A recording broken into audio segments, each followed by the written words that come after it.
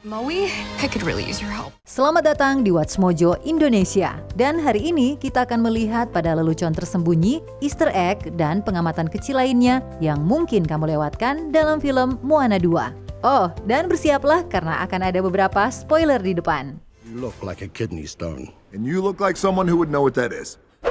Nomor 10, referensi dari film sebelumnya.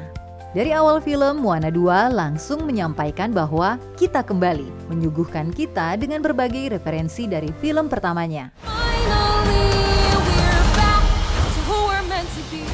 Saat Moana menyanyikan lagu I Want yang baru, sequel ini kembali mengunjungi banyak tempat ikonik dari film pertama, termasuk tempat suci di mana para kepala suku meletakkan batu mereka. Moana juga memperkenalkan laut pada adik perempuannya Maya dalam momen yang mengingatkan kita pada pembukaan film pertama. There you are, Moana. What are you doing? You scared me. What? I want to go back. I know. Maui juga menghadirkan banyak referensi dari film sebelumnya. Sang demigod membawa suasana ringan dalam adegan serius dengan kembali menjadi manusia setengah hiu. Nantinya, Maui kembali berubah menjadi ikan kecil, berpura-pura mengalami masalah performa lagi. Giant hawk!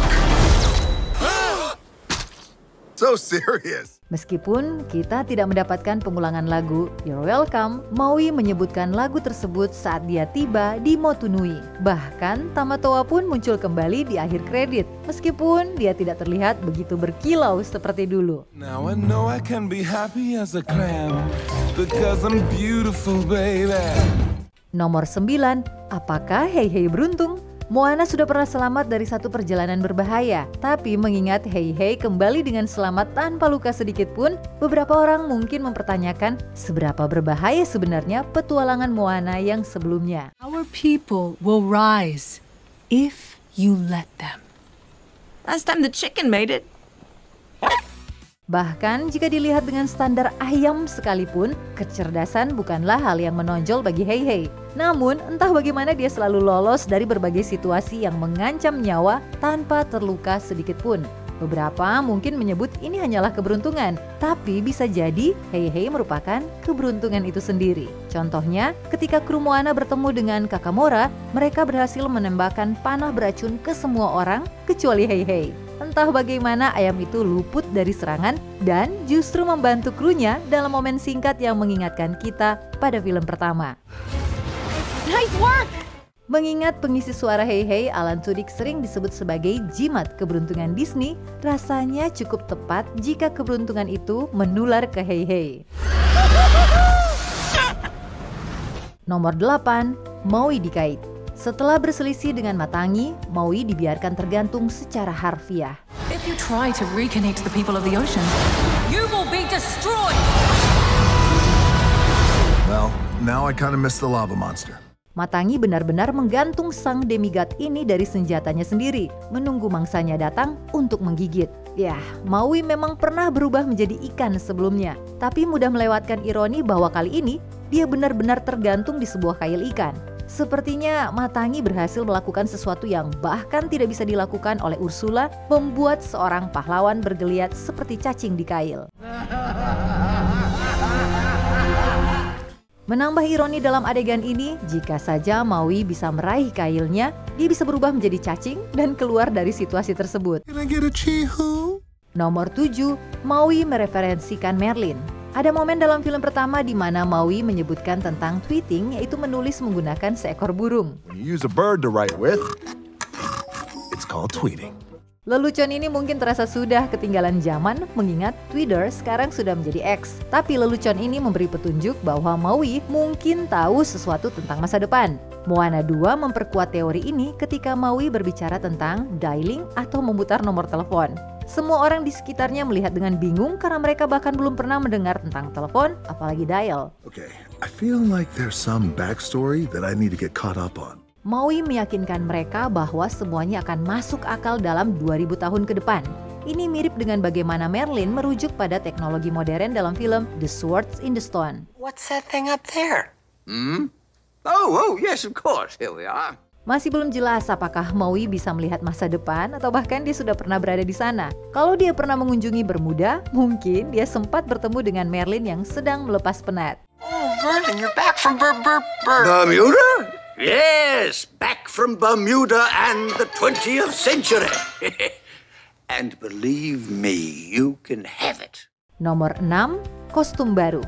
Salah satu hal yang kita tahu dari karakter animasi adalah mereka hanya memiliki satu pakaian yang entah bagaimana mereka kenakan setiap hari. Dad, we're running out of clean clothes. It seems like I've been wearing the same red dress forever. Meskipun beberapa tahun telah berlalu sejak film pertama, Moana masih mengenakan busana ikoniknya yang berwarna merah dan putih. It's my job as a wayfinder to finish what they started. Namun, begitu Moana memulai perjalanan berbahaya lainnya, dia menyadari bahwa sudah waktunya untuk berganti pakaian. Saat bertemu kembali dengan Maui, sang demigod langsung memperhatikan perubahan penampilan Moana. Maui and Moana together again. Andai saja Maui tahu Moana akan tampil dengan pakaian baru, mungkin dia juga akan mengganti daun yang entah sudah berapa lama dia kenakan. Ini adalah sindiran halus terhadap kebiasaan karakter animasi yang memiliki pakaian terbatas. Tapi kalau ada sequel film, kostum baru adalah salah satu cara untuk menjual mainan baru. Nomor 5, pengisi suara Matangi. Matangi adalah salah satu karakter baru yang paling berkesan dalam sequel ini. Sebagian dari hal ini bisa dikaitkan dengan desainnya yang unik, lengkap dengan taring seperti vampir, jubah seperti Dracula, dan kebiasaannya menggantung seperti kelelawar. If you try to reconnect the people of the ocean, you will be destroyed. Namun, Matangi tidak seburuk yang kita kira. Pengisi suara Matangi juga lebih dari sekedar yang terlihat.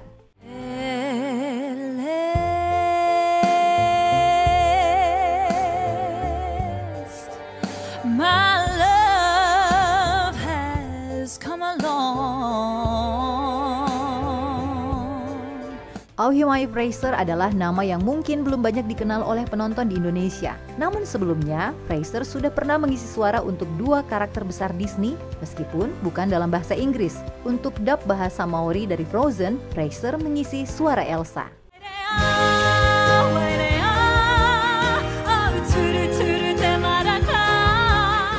Disney tetap mempertimbangkan Fraser saat casting untuk dub bahasa Maori dari Encanto dan memilihnya untuk mengisi suara Dolores. Matangi adalah peran berbahasa Inggris pertama dari Fraser dalam animasi Disney.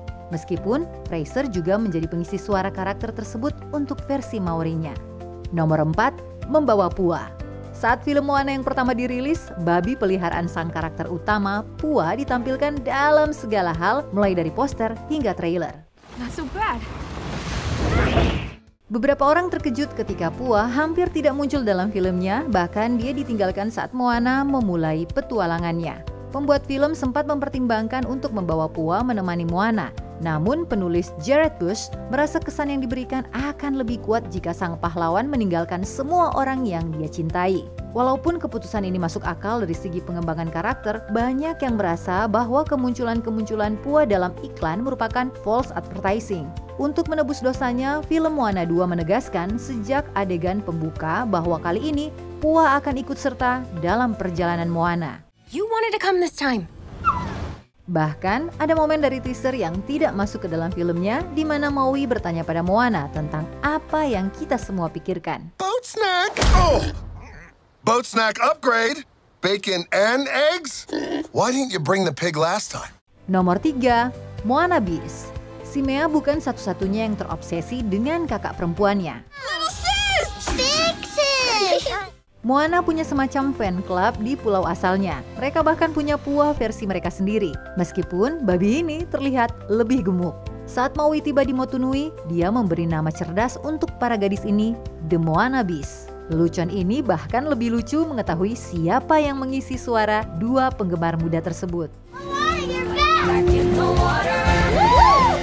Mereka adalah putri Dwayne Johnson, Jasmine, dan Tiana yang kebetulan memiliki nama yang sama dengan 2 putri Disney. Meskipun waktu di depan layar mereka terbilang singkat, Jasmine dan Tiana menunjukkan bahwa mereka mewarisi sifat sas dari ayah mereka. Mereka memberitahu Maui bahwa dia tidak sebesar yang mereka bayangkan. I thought you'd be bigger. Yeah, like a lot bigger. Mungkin Maui hanya cemburu karena Moana lebih terkenal di pulau ini daripada dirinya. Nomor 2, Putri Moana. Salah satu lelucon terbaik dalam film pertama adalah ketika Maui menyebutkan semua alasan mengapa Moana adalah seorang putri, meskipun secara teknis dia adalah anak seorang kepala suku. Okay, first, I'm not a princess. I'm the daughter of the chief. Same difference. No. If you wear a dress and you have an animal sidekick, you're a princess. Maui mengangkat kembali argumen ini di sequel film tersebut di mana Moana tetap bersikeras bahwa dia bukanlah seorang putri. Dalam momen yang mungkin paling meta, Maui menjawab, banyak orang yang menganggap kamu sebagai putri. Ini memang benar. Sebagai penonton, kita cenderung menganggap Moana sebagai seorang putri meskipun dia bukan keturunan kerajaan. Our people will rise if you let them. Bagaimana tidak, Moana muncul bersama para putri Disney di film Ralph Breaks the Internet tahun 2018. Tahun berikutnya, Disney secara resmi menjadikan Moana sebagai bagian dari jajaran putri mereka. Kamu boleh menolaknya terus, Moana, tapi kami tidak berpikir kalau kamu adalah seorang putri. Kami tahu kamu memang seorang putri. Sebelum kita lanjut, jangan lupa untuk subscribe dan tekan tombol bel untuk mendapatkan notifikasi tentang video terbaru kami. Kamu bisa memilih untuk mendapatkan notifikasi secara berkala atau setiap kali kami mengupload video. Jika kamu menggunakan handphone, pastikan untuk menyalakan notifikasi di bagian pengaturan. Nomor 1, makna tato Moana. Pada bagian klimaks film, tampaknya Moana hampir bertemu dengan ajalnya. Namun, saat para leluhurnya muncul, Moana tidak hanya dihidupkan kembali, tetapi juga menjadi lebih kuat dari sebelumnya. I'll be back. I promise. Hal ini ditandai melalui beberapa tato yang kini terlukis di lengannya. Tato baru Moana mirip dengan milik Maui, tetapi dirancang khusus untuknya. Dalam film pertama, Maui menyebutkan bahwa setiap tato miliknya adalah penghormatan atas kemenangannya. And the tapestry here in my skin is a map of the victories I win. Demikian pula, tato Moana mewakili semua yang telah dia capai selama 2 film terakhir. Dengan petualangan yang lebih banyak menanti di depan dan kekuatan demigod yang baru didapatkannya, suatu hari nanti mungkin tubuh Moana akan dipenuhi dengan tato. Sebelum kita mendapatkan Moana 3, lengan Moana yang penuh dengan pencapaian ini adalah bukti seberapa jauh dia telah berkembang dan akan terus melangkah.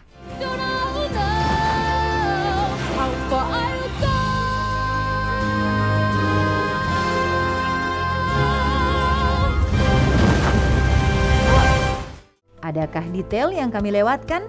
Tunjukkan kepada kami di kolom komentar. Bring it on, Coco! Apakah kamu setuju dengan pilihan kami? Cek juga video lainnya dari Watch Mojo Indonesia. Jangan lupa untuk subscribe dan tekan tombol bel untuk mendapatkan notifikasi tentang video terbaru kami.